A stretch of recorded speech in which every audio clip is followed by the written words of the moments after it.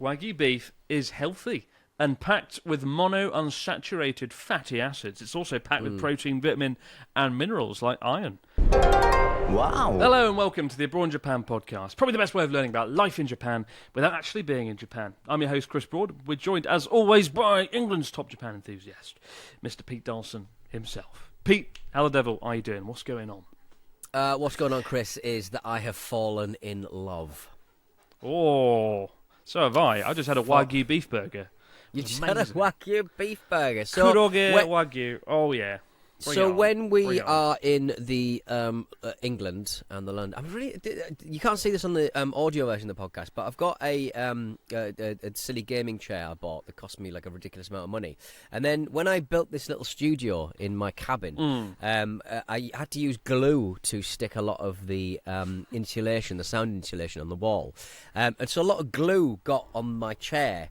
And so now I've got this kind of white spattering over the back of my chair, and it's very unbecoming, with the business end of that word being very apparent in my sentence. It's not nice. So I'd like to apologise to anyone who's watching on the video version of this podcast. It's glue. It's just glue. Anyway, you're in love. You've had a Wagyu beef burger in like the frozen aisles of the supermarket Iceland in the UK. They're always selling what they call Wagyu burgers. They're always talking about the Wagyu beef, the Wagyu steak that they use for their Wagyu-flavoured burgers. But in reality, it's just like a fatty burger that they've put together. It doesn't taste like Wagyu. It's clearly not Wagyu. And I don't know how they get away with saying that it's Wagyu so far away from the places where you can actually get, the proper stuff. I don't understand how they can do that, Chris.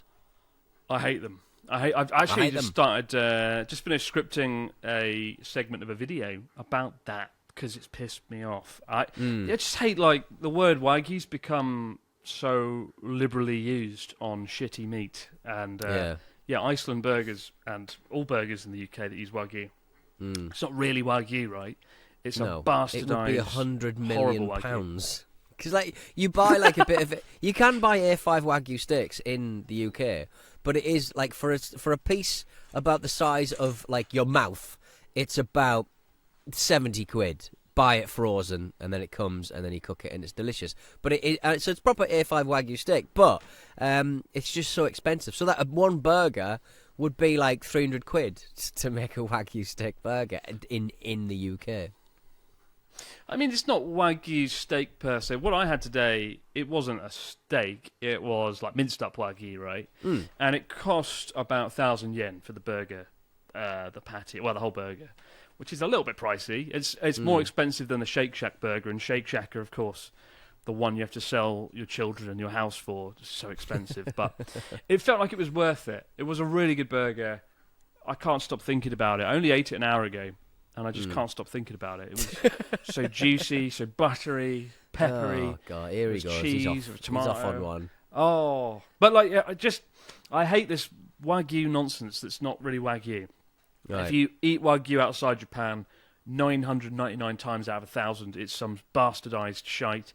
It's like they claim to have discovered the strain of Wagyu, the strain that makes Japanese black cattle. Like COVID. Because Japanese black cattle, it's kind of like half nature, half nurture. It was a strain of cows, the black cattle, that had a lot of intramuscular fat, which is obviously the sought-after, buttery, delicious fat. I'm a Wagyu man. If that's the case, I'm a big Wagyu man. He's got all the intramuscular fat, but like it's nice fat. It's good fat. You can eat it. It's kind of buttery. It's kind of good fat. Good for you. Come on, it's supposed to be good for you, Chris. Get out, Chris. You know what you're doing. You are telling yourself that you had a healthy meal. Come on now. It's healthy. I'm telling you. It's got monounsaturated fat. Yeah, I'll read this. Wagyu beef. Listen to this. Listen to this. Wagyu beef is healthy and packed with monounsaturated fatty acids. It's also packed with protein, vitamin, and minerals like iron and vitamin B. And it's really good. You sound like a man shouting up. You sound like a man at the foot of the stairwell at 3 a.m. shouting up with a kebab in hand at your wife. Said, "Actually, I'm not breaking my diet. I'm eating a healthy kebab." I think the fat in intramuscular fat is actually not that bad compared to the usual fat, because like if you have a normal steak, the fat can be so tough you need like a chainsaw to get through the stuff. Whereas with this, it sort of melts and it's God, amazing. I love steak. And again, God, I love so steak. good. This is the steak edition. We should The do the whole steak edition podcast of the eating Run to steak. Man podcast. Yeah. But yeah, so I go on the new video. I go on a bit of a rant about Wagyu and how it's excessively used and exploited. And well, you only ever see because obviously A5 is the best Wagyu steak. When does anybody advertise like the shit versions, like A2 or A1 or whatever? Like where's the crap versions? Nobody ever advertises that. I would happily have an A3 every day if it was like tenner. I think they're so crap nobody advertises it. I've seen A4 actually. I've seen A4. Right. Okay. Yeah, I mean the grading is to do with the level of fat, right? The marbling, right? And A5, it looks like a joke. It's mostly just fat. But yeah, this is making me hungry. We need to stop talking about this. Sorry, yeah. Well, I'm going to have to stop the podcast right now and flee to a restaurant and spend all my money.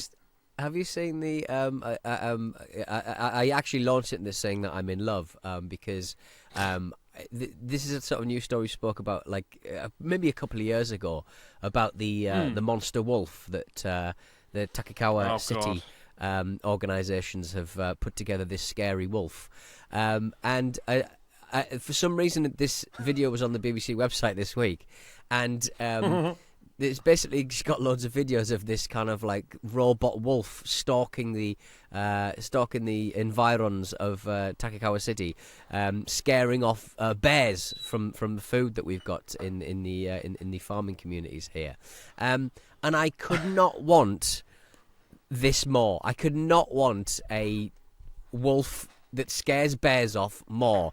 It's got lights, it screams, and it looks absolutely dreadful. I cannot get enough of it. It does look dreadful. It's just a wolf on wheels, and it's got red eyes. It's a wolf on wheels. And for those of you that don't watch on the YouTube version, we did just screen a video of it. It looks terrifying, not going to lie.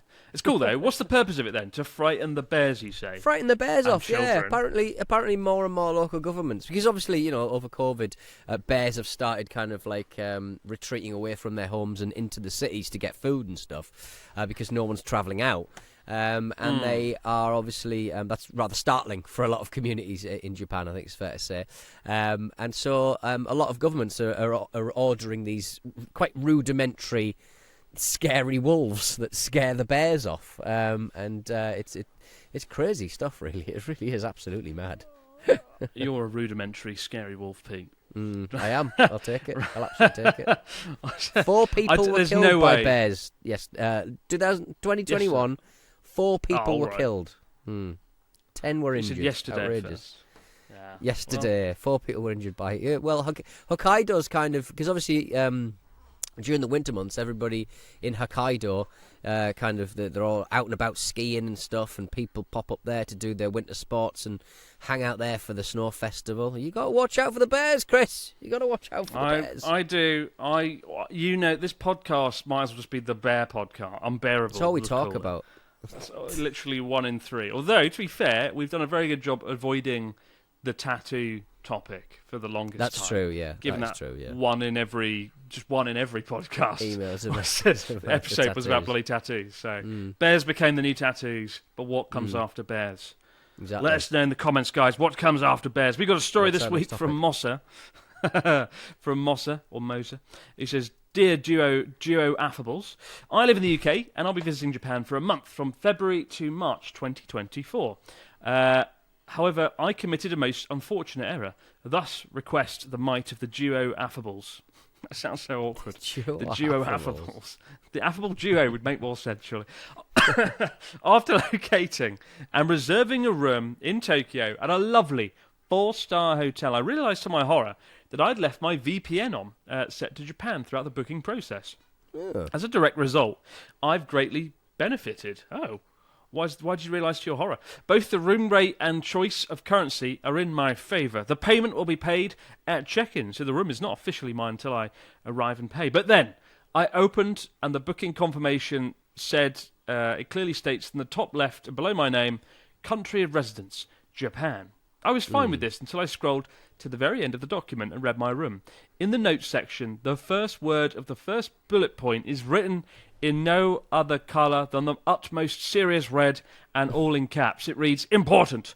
At check-in, you must present a valid photo ID with your address, confirming the same name as the lead guest on the booking. With the front desk, will the front desk realistically ask to see proof of address when checking in?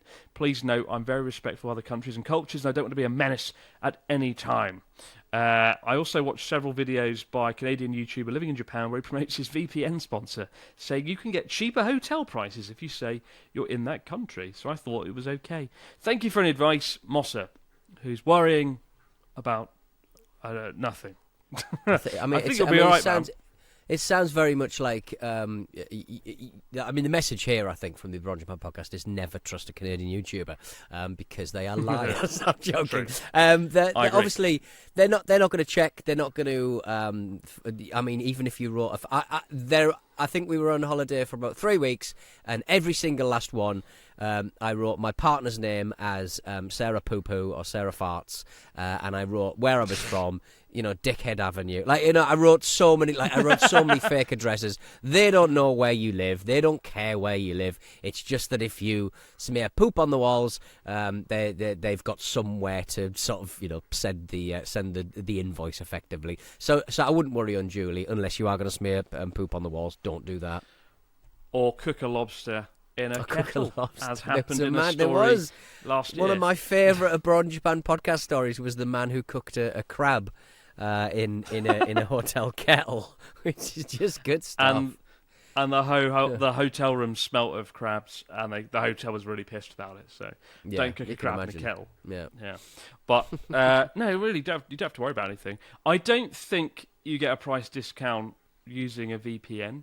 The only time you might get a discount, or you might find there's rooms available when it doesn't seem like there aren't, is when you use Japanese on the booking websites. So sometimes if you look at a Japanese hotel in English, it'll be like, oh, no rooms available, and then you'll switch to Japanese, put in the exact same date and details, and it'll be like, oh, loads of rooms, 5 rooms. Some people think that's some sort of like racist kind of. It's like race. It's not. It's basically often the English websites are very poorly maintained, and there's staff at a lot of more local, rural, countryside hotels might not be equipped in the world of IT to update or change the English website. So it's more to do with that than anything else. Yeah. So, but that's the only time I'd say changing an aspect of a website rather than location, but the language can positively affect your time in Japan. A Siri listening in?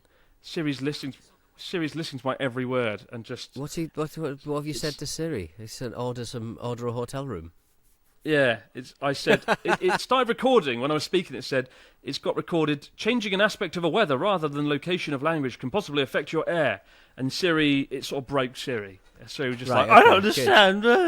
I mean, what I like about that is that you were giving it the big licks about how Japanese websites are non-functioning, and your smartphone watch starts absolutely chipping off. Tis true. Yeah. But a sad news story this week involving my favourite thing. Well, kind of my favourite thing. My favourite thing, as we all know, in Japan, outside of Wagyu beef burgers, are onsen, hot springs. And while these aren't always hot springs, they are public baths, Sento. And the future is looking rather bleak for them, isn't it, Pete? Fill us in. What's going on? This is a Centaur. Can you see it on the video? I can see it on the video. I mean, they're funny little things, aren't they? I don't really know where an onsen, where an onsen ends and a Centaur starts, which I find very, very interesting. Well, onsen, it's usually hot spring water, right? It's the water that's pumped up from beneath the ground. A public bath, a Sento, could just be tap water, right? Yeah, just tap water, which is often better because it's just nice chlorine. It's just clean water. It's just nice and clean, not full of sulphur and stink. Not acidic. Public bathhouses, the Sento, are swiftly disappearing from Tokyo as the facilities grow older alongside their owners. The number of public baths in the capital almost halved in the past 15 years.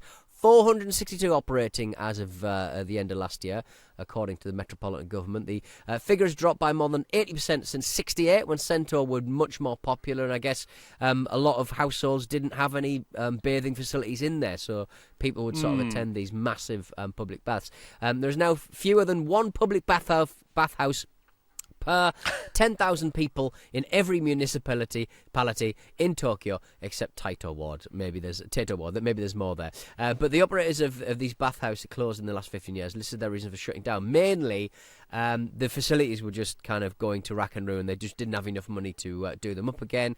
The Sento owners also said that they were too old to carry on. 39 owners said that they couldn't find someone younger to take over the Sento, and 20 just didn't have enough money to continue. It's an interesting kind of like public bathing facilities is something that we just that is going out. It just doesn't exist anymore. You have these kind of tourist traps in certain countries. Your classic Turkish bathhouse and stuff like that. Your lovely saunas that have certain connotations in 2023. And I would say it's kind of sad, but it's also understandable that most places, most homes these days do have bathing facilities, such as they are. Maybe through the cost of living crisis and how awful public housing is in the UK, certainly. Maybe we'll be returning to them pretty soon, because we certainly can't be trusted to keep public housing in any kind of state that's worth living in. Not in the UK. But I think the main issue is, I think COVID really hit them hard, right? Right. People were not willing to share public bath spaces, whether it's a Sento or a hot spring. When I went and did a documentary at a ryokan a few months ago, they were really lucky, because while a lot of ryokans got badly hit during COVID, this one had like a private bath in every room, and their business did really well as a result. But yeah, I mean, Sento were more like I think they were kind of sort of made out of necessity in many respects, and so people had to go to them, as you say. And I'm just in the last video that came out, we filmed in an apartment that's like the tiniest apartment in Tokyo, and it had no shower in the apartment. There's no bath or shower, and you had to use a Sento with that place, right, round the corner. Right. 300 yen a pop, quite pricey, but still cheap, still good by the standards of living in central Tokyo in a tiny apartment, I guess. So yeah, I think it was more necessity in the post-war era. They're just not needed anymore. People have nice baths at home, and I wouldn't really. I do like Sento for the aesthetic design and the aspect of it, but I prefer onsen for the more relaxing aspect. Please. I'm trying to combine two words, relaxing and relaxation, and it's just not worked. It doesn't work. Creating new words. Would it be fair to say, though, Chris, that there seems to be more ornate kind of like pictures and stuff on the walls in a public bathhouse compared to an onsen? An onsen always seems quite wooden and stripped down, and the actual kind of like the attractiveness comes from like being outside or seeing a nice mountain or something. But public bathhouses are quite functional, but they've got nice paintings up. I think I remember sort of seeing a couple of I'll bring up wrestling again, but there was a couple of wrestling shows that took place in a public bathhouse, rather amusingly. That's cool. They have the beautiful murals of like Mount Fuji and the sea and stuff. But yeah, Sentos are quite inwardly facing, because they're often in very cramped, densely populated areas, right, where there's not much else going on. Whereas hot springs are in the middle of a forest or by a waterfall or by a canyon. So yeah, I think it's another reason I like onsen, for the scenery that goes with it. So very different vibe, but I do like Sentos. I've only made one video in a Sento, and it was in Kagoshima, and that was quite fun. So if you want to go and see it, I think it's called 24 Hours in Kagoshima, and in the thumbnail you can see me sort of draped over the edge of the bath, and that was cool. They had like a 1950s massage chair where you basically massage yourself. It's like a little screw, and you sort of sit in it, and you sort of twist it around like this, and it gives you a massage, and it's kind of cool. I like that. Yeah, a lot of effort though. Give me an automatic massage machine any day. We're back just a moment, guys, with the comments, stories, and questions over in the Fax Machine. Wow. And we're back with the Fax Machine. What have we got this week from our listeners, Mr. Donaldson? We certainly have got some messages. Dear, are you YouTuber? And Chris, One Bag Holiday Pete. One bag holiday. One bag holiday, Pete. One bag holiday is, I think, a brilliant. Because he song brought from one the back to 80s. Japan. Yeah. Brought one back to Japan, baby. This question is something I haven't really heard be asked yet, especially on the tourist side of things. I moved to Tokyo from Canada, and as the novelty of Japan is slowly exiting vacation mode and getting more into regular routine territory, I've noticed I have no daily and healthy activities. I've definitely sort of not necessarily spent a lot of time in gyms, let's say. Gym is out because of my tattoos. Sports are out because of my language abilities. Any suggestions? I want an activity that's good for my soul and my mind. I would, and Mars is from Toronto and now Tokyo, is asking for activities that will keep Mars active, good for the soul and the mind. How do you all fill your time, Chris? Does Charlotte have any recommendations good for Canadians? Is there a Canada specific? I'm thinking ice hockey. What other things do? I mean, shoveling snow is probably quite a big deal around about this time. Up in North Japan for sure. Yeah. You are talking to the wrong guy. I'm the master of poor routines. I really want a routine where I get up at 7 a.m. I do meditation for 20 minutes. I do 100 press-ups. I write a book, But I sort of get up at like 11. I go, oh, now I've lost the morning. I drink like a gallon of coffee to cancel out the sleep apnea effects of my brain fog. And then I sort of eat some burgers, and that's my day. So you've asked the question to the wrong person here. This is not a question I can answer. Maybe try a standing desk, Chris. Isn't that the thing that people panic? Or one of those big inflatable balls people jump about on? That could be good. One thing I do is walk. I do like walking. My new thing is to listen to music while walking. I've forgotten the simple joys of music. I've been listening to Aphex Twin, a 90s electronic band. Aphex Twin in Japan. It's a very intense experience, isn't it? Come to daddy and all that. I don't listen to that song. That's a terrible song. And a horrible song. But if you want to see the most frightening music video in the world, that's very well made, admittedly, but will chill you to your bone, go and watch Come to Daddy by Aphex Twin. It's directed by Chris Cunningham, incredible artist. But you will not be able to sleep after that video. We got a story from Sam, who says, hello, Chunibyo Chris and Penis Pete. Lovely stuff. I've been watching your channel since I was 15. I took a break for about 2 or 3 years. Don't know why. Life, I guess. And when I came back, I felt like I'd landed in an alternate dimension. All the YouTubers have changed. Some of them are in different countries. You and Charlotte are engaged, and now you're some kind of fitness influencer. Clearly, you haven't been watching this year, Sam. It was last year, yeah. I was a fitness influencer for about 6 months. That didn't end so well. But I'm happy for you all. In a weird way, it feels like we've grown up together, definitely. I only recently found out about the podcast, which I binge now regularly. Happy to see what you've done with the channel and excited to read your book. Now, chuck the sentimentalities in the bin. I've got a question for you. It's been my dream to live in Japan, but I'm now married and a bit of a homestead fanatic. I've got chickens, and I'd love to expand on having goats, ducks, and even a cow. Oh, get some black cattle, Kuroge, Wagyu, here we come. How easy or hard is this to do in Japan? Oh boy. Do you know any foreigners with a little home farm in their countryside? Thank you for keeping me company on my hour-long drive to work. Sam from Colorado. Well, it's time for Clarkson's farm. Time for Sam's farm. It would be difficult, I think, to pull this off in Japan. Chickens are doable, goats doable, ducks doable. Don't know about a cow. That might be a bit more tricky. I think you could do it. Take the cow out of the equation, and you could have the farm you deserve. There's lots of lovely countryside spots. Just south of Sendai, there's a place called Zao, which is famous for Fox Village, amongst other things, and cheese. But there's lots of little farms there. People live comfortably with their chickens, and it's got a good community. You can get like fresh chicken and fresh eggs and things like that. So the culture does exist, but make no mistake, I think it would be pretty tricky without Japanese to pull it off, right, Pete? Do you want to make a farm? Yeah, I mean, there's some lovely kind of almost abandoned homes that either have outstanding finance on them or they just don't have anyone to sort of take them on. It's a really idyllic sort of idea of just living in the middle of nowhere, eating rice that's grown on the land. One of my highlights of being in that little Airbnb in Mount Aso is that they left a little bag of rice that obviously is, they basically said their big selling point is that they're not using pesticides and stuff like that. And I'm not saying you could taste the difference, but it was genuinely lovely rice that we cooked in their rice cooker and stuff. Lovely like that rice. for us. So it was just a really idyllic. I'm not the kind of out in the sticks eating chickens, kind of vibe kind of guy. But I think I could definitely see myself at the foot of Mount Asor. The only thing I've got to fear is the odd earthquake or a volcano or something. But other than that, I think I'd absolutely love that. But yeah, I think not knowing Japanese would be a big. I think.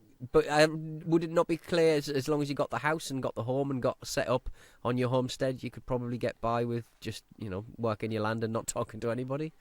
Oh, yeah. Don't let me dissuade you from your dreams. I don't want to be too British. Steady on, Icarus. Keep your fucking dreams to yourself. British people.